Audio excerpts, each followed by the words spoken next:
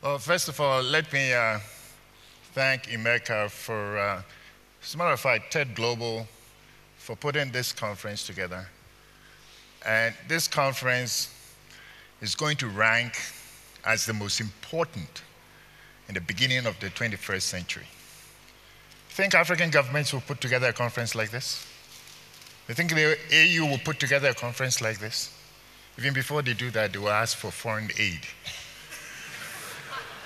I will also like to pay homage and honor to the TED Fellows, June Arunga, James Chikowati, Andrew, and the other TED Fellows. I call them the Cheetah Generation. The Cheetah Generation is the new breed of Africans who brook no nonsense about corruption. They understand what accountability and democracy is. They're not going to wait for government to do things for them. That's the Cheetah Generation. And Africa's salvation rests on the backs of these cheetahs. In contrast, of course, we have the Hippo Generation. The Hippo Generation are the ruling elites. They are stuck in their intellectual patch, complaining about colonialism and imperialism. They wouldn't move one foot. You ask them to reform their economies, they're not going to reform it because they benefit from the rotten status quo. Now, there are a lot of Africans who are very angry at the condition of Africa. Now, we're talking about a continent which is not poor, it is rich in mineral resources, natural mineral resources. But the mineral wealth of Africa is not being utilized to lift its people out of poverty. That's what makes a lot of Africans very angry. And in a way, Africa is more than a tragedy in more ways than one. There's another enduring tragedy, and that tragedy is there are so many people, so many governments, so many organizations who want to help the people in Africa they don't understand. Now, we're not saying don't help Africa. Helping Africa is noble. But helping Africa has been turned into a theater of the absurd. It's like the blind leading the clueless. There are certain things that we need to recognize. Africa's begging bowl leaks. Did you know that 40% of the wealth created in Africa is not invested here in Africa? It's taken out of Africa. That's what the World Bank says. Look at Africa's begging bowl. It leaks horribly.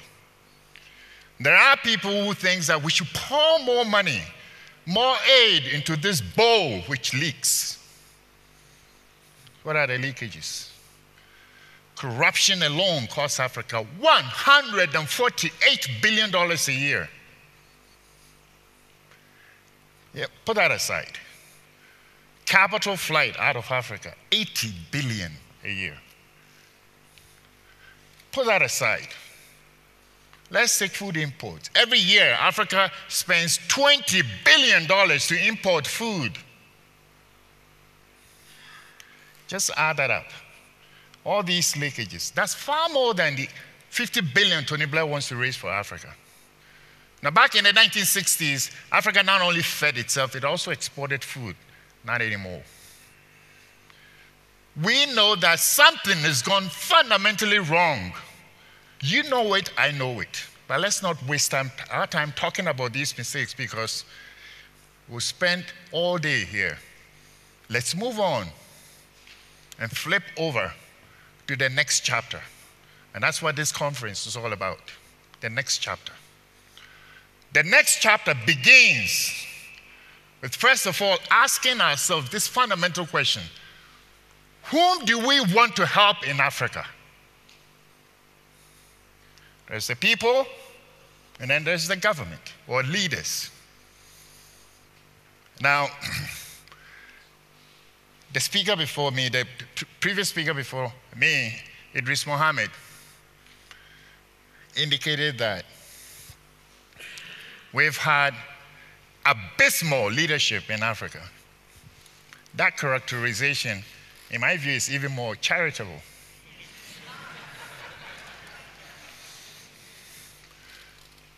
I belong to an internet discussion forum, an African internet discussion forum, and I asked them, I said, since 1960, we've had exactly 204 African heads of state since 1960. And I asked them to name me just 20 good leaders, just 20 good leaders. Maybe you may want to take this, leadership challenge, yourself. I asked them to name me just 20. Everybody mentioned Nelson Mandela, of course, Kwame Nkrumah, Nyerere, Kenyatta. Somebody mentioned Idi Amin. I let that pass. Point is, they couldn't go beyond 15. Even if they had been able to name me 20, what does that tell you? 20 out of 204 means that the vast majority of the African leaders failed their people. And if you look at them, the slate of the post-colonial leaders, an assortment of military, fufu heads, Swiss bank socialists, crocodile liberators, vampire elites, quack revolutionaries. Now, this leadership is a far cry from the traditional leaders that Africans have known for centuries. The second false premise that we make when we're trying to help Africa is that sometimes we think that there is something called a government in Africa that cares about its people, serves the interests of the people, and represents the people. There is one particular quote. A Lesotho chief once says that here in Lesotho we got two problems: rats and the government. What you and I understand as a government doesn't exist in many African countries. In fact, what we call our governments are vampire states. Vampires is because they suck the economic vitality out of their people. Government is the problem in Africa. A vampire state is a government which has been hijacked by a phalanx of bandits and crooks who use the instruments of state power to enrich themselves, their cronies and tribesmen, and exclude everybody else. The richest people in Africa are heads of state and ministers. And quite often the chief bandit is the head of state himself. Where did they get their money?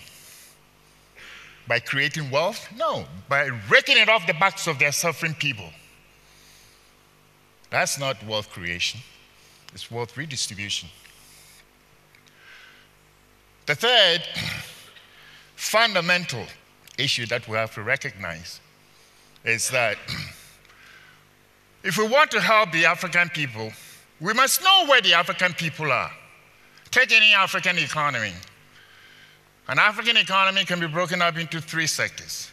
There is the modern sector, there is the informal sector, and the traditional sector.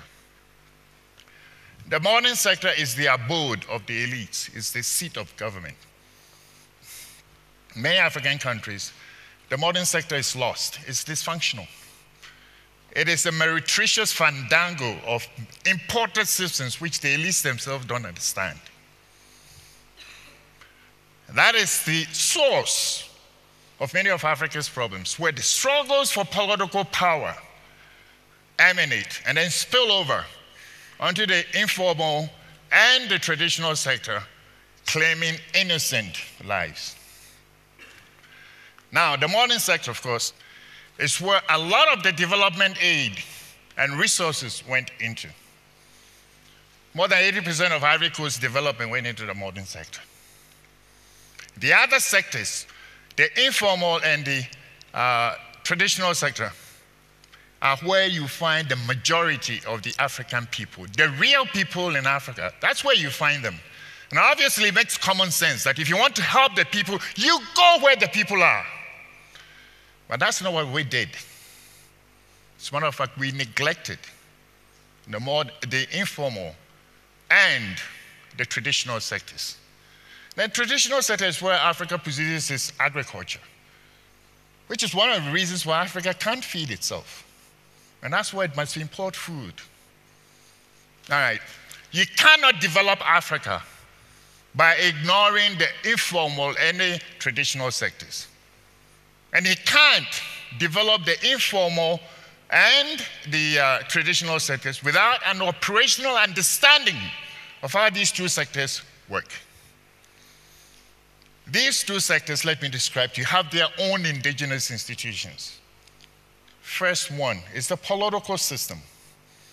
Traditionally, Africans hate governments. They hate tyranny. If you look into their traditional systems, Africans organize their states in two types.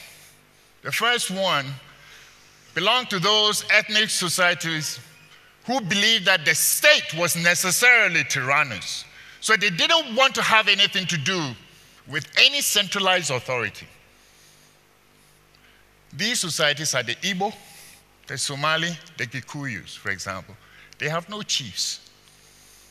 The other ethnic groups, which did have chiefs, made sure that they surrounded the chiefs with councils upon councils upon councils to prevent them from abusing their power. In the Ashanti Kingdom, for example, the chief cannot make any decision without the concurrence of the Council of Elders. Without the council, the chief can't pass any law. And if the chief doesn't govern according to the will of the people, he will be removed. If not, the people will abandon the chief, go somewhere else and set up a new settlement. And even if you look in ancient African empires, they were all organized around one particular principle, the confederacy principle, which is characterized by a great deal of devolution of authority, decentralization of power. Now, this is what I have described to you. This is part of Africa's indigenous political heritage. Now, compare that to the modern systems. The ruling elites established on Africa. It's a total far cry. In the economic system, in traditional Africa, the means of production is privately owned. It's owned by extended families. You see, in the West, the basic economic and social unit is the individual. The American will say, I am because I am and I can damn well do anything I want anytime. The accent is on the I. In Africa, the Africans say, I am because we are. The we connotes community, the extended family system. The extended family system pulls its resources together. They own farms. They decide what to do, what to produce. They don't take any orders from their chiefs. They decide what to do. And when they produce their crops, they sell the surplus on marketplaces. When they make a profit, it is theirs to keep, not for the chief to sequester from them. So in a nutshell, what we had in traditional Africa was a free market system. There were markets in Africa before the colonialists stepped foot on the continent. Timbuktu was one great big market town. Kando, Salaga, they were all there. Even if you go to West Africa, you notice that market activity in West Africa has always been dominated by women. So it's quite appropriate that this section is called a marketplace. The market is not alien to Africa. What Africans practiced was a different form of capitalism. But then, after independence, all of a sudden capitalism became a Western institution. And the leader said, Africans were ready for socialism. Nonsense. And even then, what kind of socialism did they practice? The socialism that they practiced was a peculiar form of Swiss bank socialism, which allowed the head of states and the ministers to rip and plunder Africa's treasuries for deposit in Switzerland. That is not the kind of system Africans had known for centuries. What do we do now? Go back to Africa's indigenous institutions. And this is where we charge the Cheetahs to go into the informal sectors, the traditional sectors. That's where you find the African people. And I'd like to show you a quick little video about the informal sector, about the boat building that I myself trying to mobilize Africans in the diaspora to invest in. Could you please show that?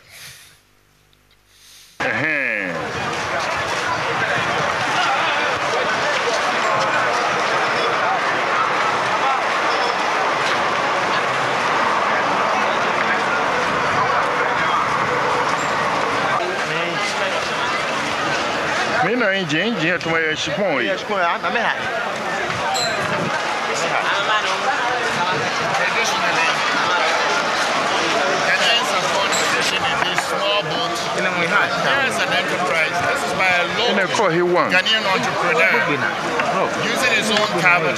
He's getting no assistance from the government, and he's building such a bigger boat. A bigger boat will mean more fish will be caught and landed. Means that you will be able to employ more Ghanaians. It also means that you will be able to generate wealth, and then it will have what economists call external effects on the local economy. All that you need to do, all that the elites need to do is to move this operation into something which is enclosed so that the operation can be made more efficient. Now, it is not just this informal sector. There is also traditional medicine. 80% of Africans still rely on traditional medicine. The modern health sector has totally collapsed. Now, this is an area, I mean, there is a trove of wealth in the traditional medicine area. This is where we need to mobilize Africans, in the diaspora especially, to invest in this. We also need to mobilize Africans in the diaspora, not only to go into the traditional sectors also, but to go into agriculture and also to instigate change from within. We were able to mobilize Ghanaians in the diaspora to instigate change in Ghana and bring about democracy in Ghana. And I know that with the Cheetahs, we can take Africa back one village at a time. Thank you very much.